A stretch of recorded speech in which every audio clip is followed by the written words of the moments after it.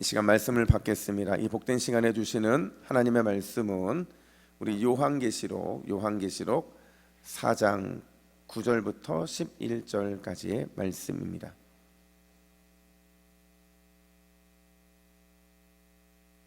신약성경 403면에 있는 요한계시록 4장 9절부터 11절까지의 말씀, 최고의 순간을 위하여라는 제목으로 오늘 말씀을 받겠습니다. 여러분, 3절밖에 되지 않으니까요, 우리 함께 이 3절의 말씀을 합독하겠습니다. 우리 같이 읽습니다. 시작. 그 생물들이 보좌에 앉으사 세세토록 살아계시는 이에게 영광과 존귀와 감사를 돌릴 때에 24장로들이 보좌에 앉으신 이 앞에 엎드려 세세토록 살아계시는 이에게 경배하고 자기의 관을 보좌 앞에 드리며 이르되, 우리 주 하나님이여, 영광과 존귀와 권능을 받으시는 것이 합당하오니 주께서 만물을 지으신지라. 만물이 주의 뜻대로 있었고 또 지으심을 받았나이다 하더라. 아멘. 할렐루야. 우리 옆에 분들에게 이렇게 인사하겠습니다. 회복의 주님을 만납시다. 회복의 주님을 만납시다. 아멘. 여러분, 2008년도에 개봉한 영화 중에서 우리 생애 최고의 순간이라는 영화가 있어요. 이걸 짧게 줄여서 우생순이라고 불렀는데요, 이 영화는 핸드볼이 그 배경이에요. 2004년도 아테네 올림픽 때 아마 그 아테네 올림픽에 나왔던 모든 경기 중에서 톱10을 뽑으라고 한다면 아마 최고의 명승부 중에 하나로 꼽히게 되는 그런 감동 실화를 다룬 영화예요. 정규 경기가 끝나고 나서 연장을 했고요, 또 연장을 하면서 아주 치열하게 접전을 하게 됐던 그런 경기였는데요. 근데 사실 여러분, 이 영화는요, 흥행하기가 굉장히 어려운 조건을 가지고 있는 영화였어요. 왜냐하면 이 영화의 배경이 어떤 종목이라고 말씀드렸죠? 핸드볼이라고 말씀을 드렸어요. 사실 여러분들의 담임 목사인 제가 과거 중학교 때 핸드볼 선수였다는 거 아세요? 모르시죠? 근데 제가 왜 핸드볼을 관뒀느냐? 부모님의 반대가 심해서. 유망주도 아니었어요. 유망주도 아니었는데 핸드볼을 하니까 이제 안타까웠던 거죠. 만약에 제가 축구를 했든지 야구를 했으면 좀 응원을 했을 텐데 핸드볼을 하니까 못하게 하더라고요. 왜요? 이 핸드볼이라는 게요, 비인기 종목이거든요. 게다가 이 결승에서 한국이 이겼을까요? 졌을까요? 졌어요. 져서 2등을 했죠. 은메달을 땄어요. 여러분, 1등도 아니고 2등인데, 야구나 축구 같은 인기 종목도 아닌데 이 영화가 흥행할 수 있었던 이유가 뭐냐? 그 이유는요, 바로 이 영화가 우리에게 우리 인생 최고의 순간이 언제인가를 보여주었기 때문이라는 거예요. 여러분, 우리가 가끔 착각을 하는 게 있어요. 어떤 착각을 하느냐? 당신의 최고의 순간이 언제입니까? 라고 물어보면 우리가 뭐라고 대답하냐면, 계획한 목표를 이루면 그때가 최고의 순간입니다 라고 대답을 한다는 거예요. 운동선수의 경우에는 우승하면 그것이 최고의 순간인 것이고, 학생들에게는 좋은 학교로 진학하는 게 그게 최고의 순간일 것이고, 직장인들에게는 승진이 아마 최고의 순간일 거예요. 근데 여러분, 이런 것들만 이루어지면 진짜 최고의 순간이 될 수 있을까? 착각이라는 거죠. 여러분, 진짜 어떤 목표가 이루어졌을 때 그때 여러분들의 최고의 순간으로 느껴지던가요? 아마 아닐 겁니다. 왜냐하면 우리가 늘 경험하는 것처럼 최고의 순간이 이루어지잖아요. 그럼 그때부터 어떤 일이 발생하느냐? 기쁨이 얼마나 갈까요? 길어야 하루일 겁니다. 하루가 지나고 나면 기쁨은 다 사라져버리고, 그 기쁨은 잠시뿐이고, 그때가 지나고 나면 다시 또 새로운 목표가 생기고 또 다시 새로운 최고의 순간을 향해서 나아가야만 하는 것, 그게 바로 우리의 인생이기 때문에 우리가 어떤 목표를 이뤘다고 해서 그것이 절대로 최고의 순간이 될 수 없다는 거예요. 여러분, 얼마 전 저희가 성탄 축하 발표를 했어요. 여러분, 성탄 축하 발표할 때 어떤 게 가장 기억에 오래 남던가요? 기억이 안 남으세요? 저는 제가 이 아빠라서 그런지 모르겠는데 저희 아들 요요 공연이 그렇게 기억에 남더라고요. 근데 여러분, 저희 아들이요, 이 요요 공연하는 거 제가 실황으로는 처음 보는 거였거든요. 유튜브로 보고 아니면 뭐 교회에서 뭔가 발표해야 할 때 발표, 학교에서 발표하고 그러고 나면 그 뒤에 이 영상으로 올라오는 것들만 제가 확인을 했는데 이 보는 게 처음이었어요. 여러분 잘했어요, 못했어요? 굉장히 잘했죠. 아들이 이 정도인데. 저 무슨 얘기 한다고 이렇게 웃으세요? 아빠는 더 잘하지 않을까 그런 기대는 버리세요. 저는 요요의 요자도 모릅니다. 근데 저희 아들이요 요요를 처음 시작한 이유가 있었어요. 그게 뭐냐면 애를 낳고 봤더니 애가 너무 소심한 거예요. 그리고 너무 자신감이 없는 거예요. 또 살아가면서 애가 첫째가 오랫동안 혼자 지냈거든요. 그 작은 이런 뭔가 성취감도 느끼지 못하고 그렇게 살아가는 게 너무 안타까워서 요요 하나를 다 사줬는데 정말 신기한 게 뭐냐면요, 이 요요 이게 뭐라고 이걸 유튜브를 보면서 연습을 하면서 기술을 하나를 배울 때마다 막 자신감이 생기기 시작하는 거예요. 담대함도 생겼고요, 이 성취감도 생기면서 그 안에 성격이 변하더라는 겁니다.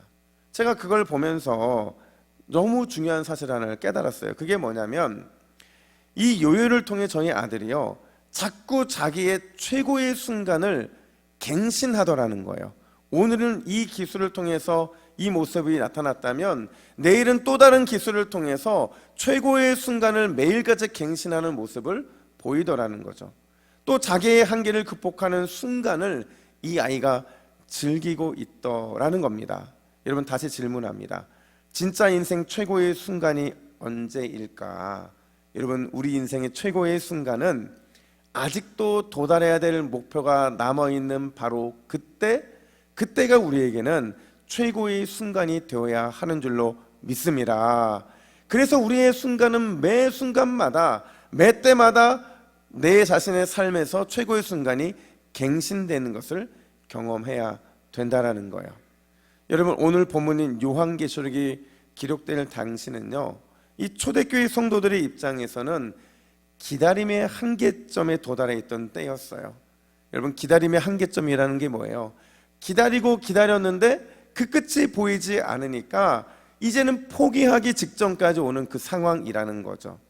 예수님께서 분명히 말씀하셨거든요. 내가 곧 다시 오겠다 약속하셨는데 주님의 약속이 계속 지연되는 거예요. 근데 이것만 지연되는 게 아니라 성도들이 느끼고 있는 이 핍박의 강도는요 막 숨이 턱턱 막힐 정도로 굉장히 강력했고 그들의 삶은 막 옥죄는 그런 모습들이 나타나기 시작했어요. 여러분 자그마치 250년 동안 핍박을 받았거든요. 그러니까 얼마나 대단한 핍박을 받았겠냐고요. 그들에게 있어서 신앙은 뭐냐? 이 신앙은요 희망 고문과도 같았다라는 겁니다. 소망 없는 미래, 기댈 것 하나 없는 현실, 추억하고 싶지 않은 과거, 바로 이러한 삶의 중심에 누가 서 있었느냐? 바로 초대교회 성도들이 서 있었다라는 거예요. 오늘 본문을 기록하고 있는 요한계시록의 저자 사도 요한도요 그들 중에 한 사람이었어요. 이 요한계시록을 작성할 때 그는 지금 반모섬에 있었거든요. 반모섬에 유배되어 있었어요. 이 유배된 이 반모섬은요 로마에서 가장 위험하고 가장 악질적인 중범죄자들을 가둬놓는 곳이었거든요. 근데 중요한 건 한 번 들어가면요 절대로 빠져나올 수 없는, 살아서 나오기 힘든 생지옥과 같은 곳이었다라는 거죠. 요한의 입장에서는 자기 자신이 그곳에서 하루하루를 버티는 것도 힘든데 그에게 어떤 소식만 들려왔느냐? 그의 마음을 자꾸 낙담시키는 소식만 들려오는 거예요. 어떤 소식이겠어요? 동역자 중에 한 사람이 순교했다. 교회가 불같은 시험을 당해서 무너졌다. 믿음을 버리고 변절하는 성도들이 많아졌다. 막 이런 나쁜 소식들만 그에게 들려오는 겁니다. 여러분 사실 오늘날도 별반 다르지 않아요. 제가 2023년도를 앞두고 수많은 올해에 대한 전망들을 한번 살펴봤거든요. 근데 여러분 놀랍게도 올해에 대한 전망 중에서 희망이라는 단어가 나온 적이 있을까요? 없었어요. 모든 매체에서 모든 이런 내년에 대한 전망들 속에서 뭐에 대해 전망을 했느냐? 올해는 더 어려워질 것이다. 올해는 허리띠를 더 졸라매야 된다. 더 힘들어질 것이다. 더 잘 대비하지 않으면 이러이러한 어려움이 생길 것이다. 이런 것들을 전망으로 다 내놓고 있는 거예요. 경제도 그렇고요, 정치도 그렇고요, 사회도 그렇고요, 교회도 그렇고 모든 게 다 어렵고 부정적인 전망뿐이었다라는 거예요. 그럼 여러분, 교회에 대해서는 희망의 메시지가 나왔을까요? 아니에요. 교회 역시도 똑같이 희망보다는 절망과 또 좋지 못한 이런 전망들이 많이 나오고 있더라는 겁니다. 그러나 여러분, 우리나라만 그러느냐? 절대 아니라는 거예요. 전 세계가 글로벌 위기 가운데 있다는 거죠. 새해가 밝았으면 새로운 기대감과 희망이 넘쳐야 하는데, 우리가 마주하고 있는 이 현실은요, 기대감과 희망이 사라지고 대신 그 자리에 온통 부정적이고 암울함 뿐이 남는 것이 없었다라는 겁니다. 자, 여러분, 초대교회 성도들이 마주하고 있었던 이 1세기의 현실, 이 밤모섬에 갇혀 있었던 사도 요한이 느끼고 있는 이 위기의식과 영적 암울함, 이게요 바로 요한계시록 2장과 3장에 등장하고 있는 7교회가 마주하고 있던 상황이었다라는 거예요. 근데 중요한 거는요, 바로 이 상황에, 바로 이때 어떤 일이 벌어졌느냐, 우리 4장 1절 말씀, 우리 상반절만 화면 보시고 같이 읽습니다. 시작. 이일 후에 내가 보니 하늘에 열린 문이 있는데. 아멘. 여러분, 주님께서 요한에게요 하늘의 문을 보여주세요. 이 가장 절망이 깊었던 이 순간에 하늘의 문을 보여주시는데, 중요한 건 뭐냐면 이 문의 상태가 어떤 상태였느냐 하는 거예요. 여러분, 이 문이 어떤 상태였어요? 열려있는 상태였다라는 거예요. 요한에게 하늘문이 열린 걸 보여주셨는데 그 문이 열려있더라는 겁니다.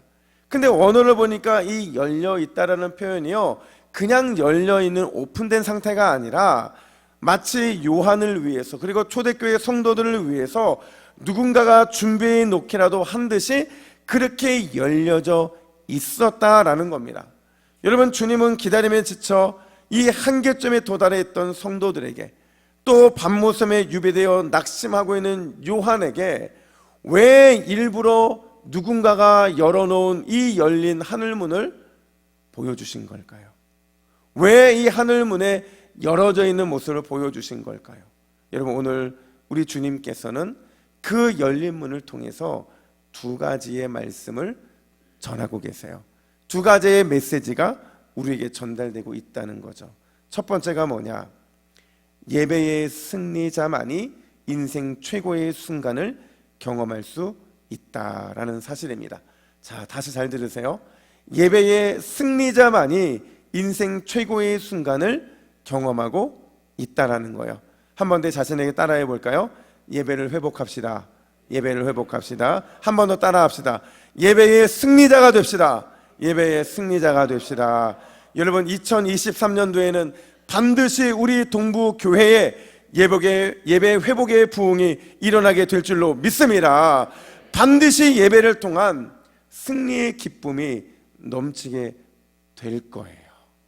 여러분, 오늘 보면 2절을 보니까요, 열린 하늘문을 통해서 아주 놀라운 장면이 펼쳐져 있는 게 요한의 눈에 딱 들어옵니다. 어떤 장면이었느냐? 우리 메시지 성경으로 화면 보시고 2절 말씀을 같이 읽습니다. 시작. 곧 나는 깊은 예배 가운데 빠져들었고, 그리고 보니 하늘에 보좌 하나가 놓인 것과 그 보좌에 앉아 계신 분이 있었습니다. 아멘. 여러분, 요한이요, 그 열린 문을 통해서, 누군가가 확 열어놓은 그 문을 통해서 본 게 뭐예요? 예배였다는 거예요. 그냥 예배가 아니라 천상의 예배, 하늘의 예배가 펼쳐지고 있는 게 그의 눈에 딱 들어왔다는 거예요. 근데 제가 이걸 보는데, 여러분, 이게 은혜가 돼야 되잖아요. 하늘문이 열린 것도 은혜가 돼야 되고, 거기에서 예배를 드리고 있는 그 모습을 본 게 은혜가 돼야 되는데, 갑자기 요한의 마음이 생각이 되는 거예요. 여러분, 하늘에서 예배하고 있는 장면을 보고 있는 요한의 마음이 어떠했을까요? 아마 제가 생각해 보면 이 예배하고 있는 모습이 처음에는 그렇게 감격스럽지 않았을 겁니다. 왜냐하면요, 지금 요한뿐만 아니라 당신을 살아가는 초대교회 성도들에게 지금 당장 필요한 게 뭐였느냐? 지금 당장 그들에게 주어져야 되는 게 뭐였느냐? 예배가 아니었거든요. 그들에게 당장 필요한 건 고난과 핍박으로부터 자유를 얻는 것이었고, 그들에게 당장 필요한 건 기다림에 지쳐 있었던 자신들을 향한 주님의 위로와 미래에 대한 확실한 약속이었거든요. 손에 잡히는 뭔가를 주셔야 되는데 뭔가는 주시지 않고 지금 열린 하늘문을 통해서 예배하고 있는 모습만 보여주고 계시더라는 거죠. 그런데 지금 주님께서 그들에게 당장 필요 없는 이 자유, 당장 필요한 이 자유, 당장 필요한 이 위로, 당장 필요한 확실한 약속을 주지 않고 하늘 예배만 보여주고 계신다? 과연 그 의미가 무엇일까? 그 이유는요, 우리 주님께서는 당장 필요한 응답이 그들에게 중요한 게 아니라 도리어 하늘 예배가 중요하다라는 사실을 보여주기를 원하셨다라는 거예요. 여러분, 이게 뭐냐면요, 이렇게 말할 수 있어요. 예배의 회복이요, 이 예배가 회복되는 것이 모든 문제를 풀어낼 수 있는 해결책이 되기 때문이라는 거죠. 예배가 회복되면, 우리의 무너졌던 예배가 다시 회복될 수 있다고만 한다면 반드시 남은 모든 문제는 자연스럽게 해결되게 된다는 거예요. 여러분, 다시 말하자면 예배에서 우리가 승리할 수 있다고만 한다면, 그렇게 우리가 바라보던 간절히 소망했던 고난과 핍박으로부터 우리는 자유를 얻을 수 있게 될 것이고, 예배에서 하나님을 만나기만 한다면 그 기다림에 지친 성도들이 위로를 얻고 또 확실하고 분명한 주님의 약속을 얻을 수 있다. 바로 이 메시지를 전달하고 있다는 거예요. 근데 여러분, 이게 말로만이 아니라 실제로 그렇다는 거예요. 단지 예배를 회복하고 우리가 예배의 승리자가 됐을 뿐인데 어떻게 다른 모든 것에 대한 해답이 될 수 있느냐? 그 이유는요, 오늘 요한이 보고 있는 하늘 보좌에 앉아서 예배를 받으시는 주님, 그 주님이 어떤 분인지를 알면 그 문제가 해결이 되는 거예요. 우리 3절 말씀을 같이 한번 읽습니다. 시작. 앉으신 이의 모양이 벽옥과 홍보석 같고 또 무지개가 있어 보좌에 둘렀는데 그 모양이 녹보석 같더라. 아멘.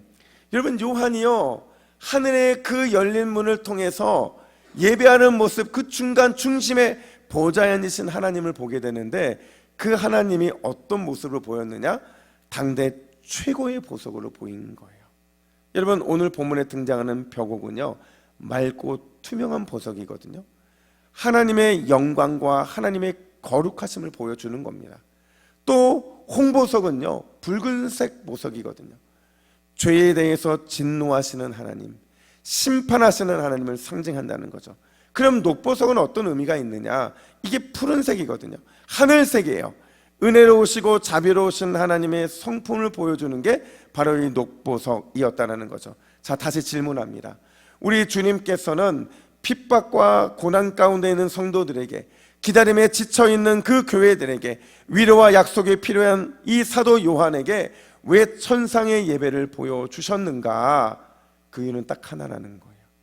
예배하면 영광의 하나님을 만나게 될 것이고, 그 영광의 하나님께서 수많은 예배자들의 인생 대적들을 반드시 진노와 심판으로 쏟아 부어 주실 것이고, 결국에는 이 진노와 심판을 통해서 하나님의 은혜와 자비하심을 예배하는 성도들이 누릴 수 있게 된다.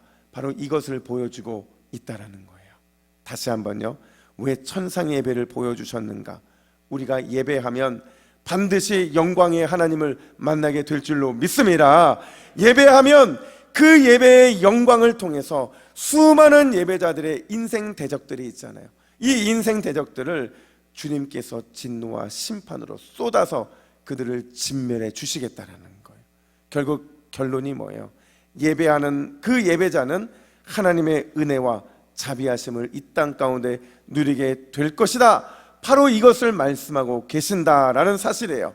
근데 중요한 건 이건 약속이라는 겁니다. 이 약속은요, 변치 않는 거라는 거예요. 왜냐하면 다시 3절을 보면 이 3절 말씀에 이 세 개의 보석을 무엇으로 둘러주고 있어요? 무지개로 둘러주고 있잖아요. 여러분, 무지개가 뭐예요? 무지개는 하나님의 언약이거든요. 하나님의 약속이에요. 반드시 지켜주시는 하나님의 신실한 무지개의 약속을 통해서 예배하는 자가 누리게 되는 이 놀라운 복을 우리에게 보여주고 계신다라는 거예요.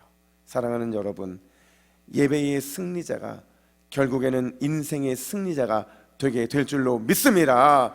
진짜 그렇다는 거예요. 만약 여러분 예배의 실패자가 인생에 승리했다? 여러분 생각할 때 이런 승리도 기뻐하겠지만 이 승리는 진짜 승리가 아니에요. 이 승리는요, 축복이 아니라 저주라는 거죠. 오히려 예배에 실패했기 때문에 인생에 실패하는 게 훨씬 낫습니다.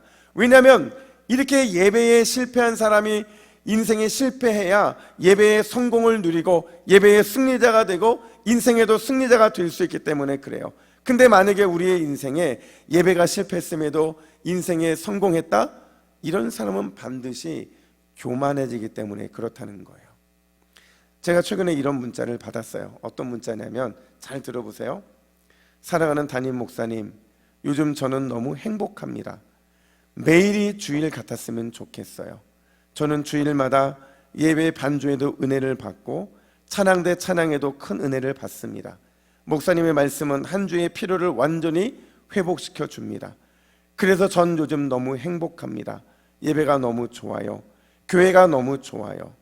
여러분, 이 문자 메시지를 누가 보낸 줄 아세요? 제가 저한테 보냈어요. 제가 저한테 보냈어요. 올해 예배를 기대하고 또 상상하고 하나님이 우리 교회에 이 예배를 통해 어떤 은혜를 주실까 제가 막 묵상하는데 아무도 이런 문자를 주지 않으니까 그냥 제가 저한테 위로하고 기대하려고 이 문자를 보낸 거예요. 다시 들어보세요. 여러분, 어떤 문자를 저에게 보냈는지. 사랑하는 담임 목사님, 요즘 저는 너무 행복합니다. 매일이 주일 같았으면 좋겠어요. 저는 주일마다 예배 반주에도 은혜를 받고 찬양대 찬양에도 큰 은혜를 받습니다. 목사님의 말씀은 한 주의 피로를 완전히 회복시켜 줍니다. 그래서 전 요즘 너무 행복해요. 예배가 너무 좋아요. 교회가 너무 좋아요. 여러분, 제가 저한테 보낸 이 문자지만 이 문자가 예배를 사랑하고 예배를 회복하는 우리에게도 보내지는 문자가 되기를 간절히 축복합니다. 여러분, 2023년도에는 우리 모두가 예배의 회복자가 되어야 될 줄로 믿습니다. 그래서 예배의 승리자가 되어야 될 줄로 믿습니다. 우리가 예배하면 영광의 하나님께서 우리를 위해 일해 주실 것이에요. 우리가 예배하면 정의와 공의의 하나님께서 우리를 가장 선한 길로 인도해 주실 거예요. 우리가 예배하면 하나님의 무한하신 은혜와 자비하심이 마치 장맛비와 같이 우리의 삶에 쏟아지게 될 줄로 믿습니다. 여러분, 올 한 해 우리가 이 예배의 회복자, 예배의 승리자가 되어서 반드시 우리 인생의 최고의 순간을 날마다 갱신하는 귀한 축복을 누리게 되기를 예수님의 이름으로 축복합니다. 아멘. 뿐만 아니라 두 번째로 오늘 본문은 하나님은 절대 잊지 않으신다라는 사실을 보여주고 있다는 거예요. 여러분, 우리가 읽은 본문을 보면 열린 문 사이로 요한의 눈을 사로잡은 게 또 하나가 있었어요. 뭘 사로잡았느냐? 우리 10절 말씀을 같이 읽겠습니다. 우리 10절 시작. 24장로들이 보좌연 신이 앞에 엎드려 세세토록 살아계시는 이에게 경배하고 자기의 관을 보좌 앞에 드리며. 아멘. 여러분, 요한의 눈을 사로잡은 게 뭐였어요? 관이었다라는 거예요. 이걸 다른 말로 말하면 면류관이었다라는 거죠. 아마도 요한은요, 이 면류관을 보는 순간 깜짝 놀랐을 거예요. 여러분, 왜 깜짝 놀랐을까요? 이 24장로들이 쓰고 있는 이 관은 그 당시에 누구만 쓸 수 있는 관이었느냐? 로마 황제만 쓸 수 있는 관이었기 때문에 그렇죠.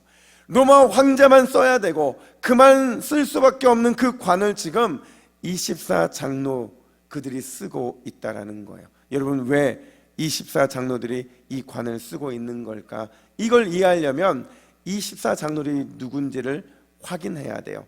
여러분 24장로가 상징하는 게 뭐냐면요, 24를 둘로 나누면 몇 더하기 몇이에요? 12 더하기 10이잖아요. 앞선 12는 구약의 12지파예요.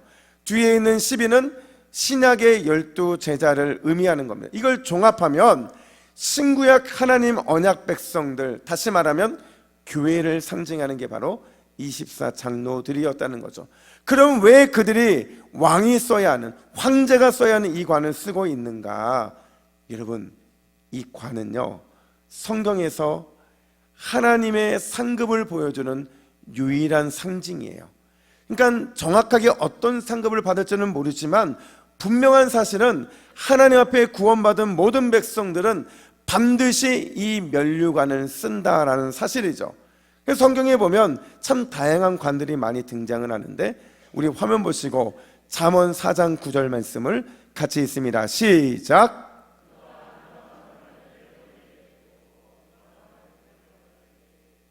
아멘. 아름다운 관, 영화로운 면류관을 주시겠대요. 디모데후서 4장 7절 말씀도 같이 읽습니다. 시작. 나는 선한 싸움을 싸우고 나의 달려갈 길을 마치고 믿음을 지켰으니 나를 위하여 의의 면류관이 예비되었으므로. 아멘.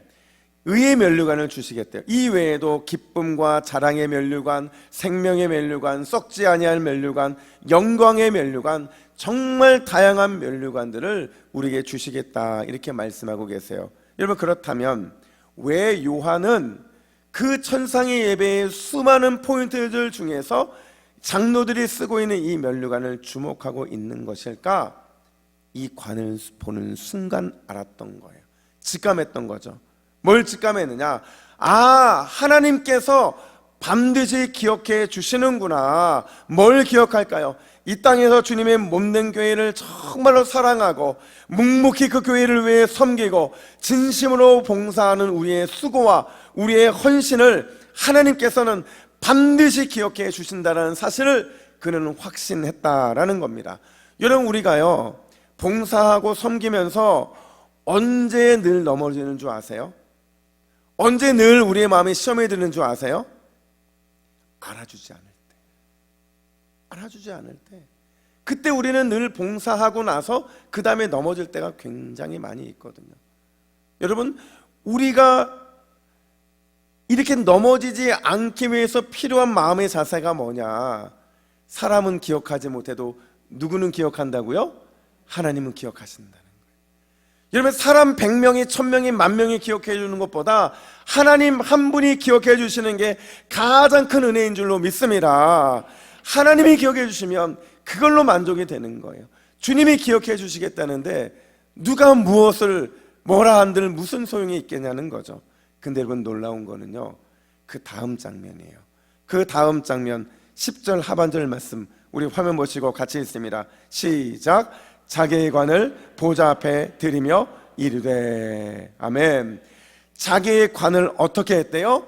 보좌 앞에 드렸다, 이렇게 말을 해요. 이 드렸다는 말이요, 그냥 이렇게 예쁘게 드렸다, 그냥 드렸다, 이런 게 아니에요. 원어를 보니까요, 아낌없이 벗어서 던졌다라는 거예요. 여러분, 분명히 영광스러운 관이거든요. 세상의 험한 풍파와 숱한 시험과 불같은 고난과 싸워 승리했다고 우리 주님이 친히 세워주신 그 면류관인데 왜 그걸 다시 벗어서 보좌 앞에 드려야만 하는가? 이건 신앙 고백이라는 거죠. 어떤 신앙 고백이에요? 나는 자격이 없다는 거예요. 나에게는 영광의 면류관을 담당할 능력도 없고 그걸 받을 자격도 없다는 거예요. 왜냐? 11절은 이렇게 말합니다. 우리 11절도 같이 있습니다. 시작. 우리 주 하나님이여, 영광과 존귀와 권능을 받으시는 것이 합당하오니. 아멘. 여러분, 우리의 영광과 존귀와 권능 누가 받으시는 것이 합당하다는 거예요? 우리 주 하나님이 받으신 것이 합당하다는 거죠. 성도들이 받은 상급, 성도들이 받은 영광의 면류관은 철저하게 누구에게 돌려져야 마땅하다는 거요? 우리 주님에게. 왜냐하면 이 모든 것들은 주님 때문에 된 것이거든요. 주님의 은혜 덕분에 믿음의 경주에서 우리가 승리할 수 있었고, 주님의 은혜로 인해서 숱한 시험과 염려와 근심과 걱정, 이 모든 것에서 승리할 수 있었기 때문에 나의 면류관을 하나님께 올려주는 것, 그것이 합당하다고 고백하는 장면을 요한이 보고 있는 거예요.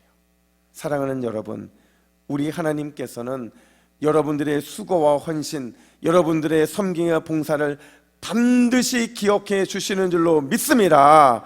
여러분 걱정하지 않으셔도 돼요. 주님은 반드시 기억해 주실 거예요. 근데 더 중요한 게 뭐냐면 하나님이 더 기억해 주시고 계신 게 있는데, 그게 뭐냐? 우리의 입술과 우리의 마음과 우리의 삶을 통해서 모든 게 하나님의 은혜 때문입니다라는 이 믿음의 고백, 이걸 더 기억해 주신다라는 사실입니다. 우리가 우리의 면류관을 벗어서 주 앞에 다시 올려드릴 때, 그러면서 모든 게 하나님의 은혜 때문이었습니다라고 고백하게 될 때, 바로 그때가 바로 우리 인생의 최고의 순간이 다시 한번 열어지게 되는 때라는 사실을 기억하시는 저와 여러분 되기를 예수님의 이름으로 축복합니다. 그때가 우리의 최고의 순간이 또다시 갱신되는 때라는 거예요. 여러분, 내가 받아야 될 면류관, 영광, 내가 받으면 무슨 의미가 있겠어요? 이 땅에서 그 영광의 면류관 수천 개, 수만 개 받은 들 무슨 유익이 있냐고요. 다시 하나님께 올려드릴 때 더 크고 위대하고 존귀한 관으로 우리를 위해 예비해 주실 줄로 믿습니다. 여러분, 초대교회 성도들이요, 정말로 진심으로 사랑했던 표식이 하나 있어요. 그게 뭐냐면 바로 이건데요. 여러분, 밑에 있는 이 익투스라는 글자는 그 당시 사람들에게는 그냥 생각 밖에 있던 거예요. 그들은 늘 어떤 그림만을 가지고 나아갔냐면 바로 이 물고기 그림만을 가지고 나아갔어요. 제가 예전에 설교 때한 말씀을 드렸는데, 왜 이들은 이 물고기 그림을 그렇게 집들마다 그려놨을까? 그들은 왜 이걸 특별한 장소마다 그려놨을까? 그 이유는 하나라는 거예요. 그게 뭐냐면요, 그들의 삶에 최고의 순간이 아직 오지 않았다는 사실을 믿음으로 고백하고 신앙으로 고백하고 있었기 때문에 그렇다는 거죠. 근데 놀랍게도 이들의 이 신앙 고백을 하나님이 받으셨어요. 우리 주님이 받으셨어요. 왜 받으셨냐면요, 그들은 아직 예수님의 이 오병이어의 기적, 여기에 등장하는 물고기, 아직 제자들이 경험한 그물이 찢어질 정도의 152마리의 이 기적도, 그리고 아직 베드로를 회복시킨 이 숯불에 구워진 이 물고기의 기적도 그들에게 임하지 않았기 때문이라는 거죠. 아직 그 놀라운 물고기의 기적이 임하지 않았음에도 불구하고 그들이 확신했던 게 뭐냐면, 반드시 물고기를 통한 상상을 초월한 주님의 기적은 우리의 삶에 일어날 것이다. 이 사실은 그들은 놓지 않았기 때문에 그렇다는 거죠. 이 소망을 붙잡고 가는 곳들마다, 사는 집들마다 바로 이 물고기의 문양을 그들이 그려 놓았다라는 거예요. 사랑하는 여러분, 올 2023년도에는 하늘문이 열리는 놀라운 기적의 역사가 우리 동부교회에 임하게 될 줄로 믿습니다. 하늘문이 열리는 놀라운 기적의 역사가 여러분의 가정과 또 여러분의 삶에도 열어지게 될 줄로 믿습니다. 여러분, 하늘문이 열리면 예배의 회복과 예배의 승리를 반드시 경험하게 될 줄로 믿습니다. 하늘문이 열려서 나를 기억해 주시는 주님을 만나게 되면 바로 그 순간이 우리 인생 최고의 순간이 되게 될 줄로 믿습니다. 여러분, 이 은혜가 올 한 해 첫 예배를 열어가는 저와 여러분의 삶에 임하게 되시기를 주님의 이름으로 간절히 축복합니다. 아멘. 함께 기도하겠습니다. 하나님 아버지, 우리에게 복된 새해를 허락해 주시니 참으로 감사합니다. 올 2023년도 우리의 믿음이 최고의 순간을 날마다 누릴 수 있도록 인도해 주시옵소서. 하나님, 우리가 믿음의 최고의 순간을 누리기 위해 예배의 회복을 먼저 누리게 하여 주시고 모두가 예배의 승리자가 될 수 있도록 주님께서 인도하여 주시옵소서. 우리가 예배의 승리자가 될 때 반드시 주님께서는 그런 우리를 기억해 주실 줄로 믿습니다. 그 순간마다 모든 게 다 하나님의 은혜 때문입니다라는 믿음의 고백을 올려드리게 하여 주시고, 이 고백을 통해서 주님을 기쁘시게 해드리는 우리 동북의 모든 믿음의 권속들이 될 수 있도록 주여 인도하여 주시옵소서. 이 모든 말씀 우리의 유일한 소망이 되어주시는 예수 그리스도의 이름으로 기도하옵나이다. 아멘.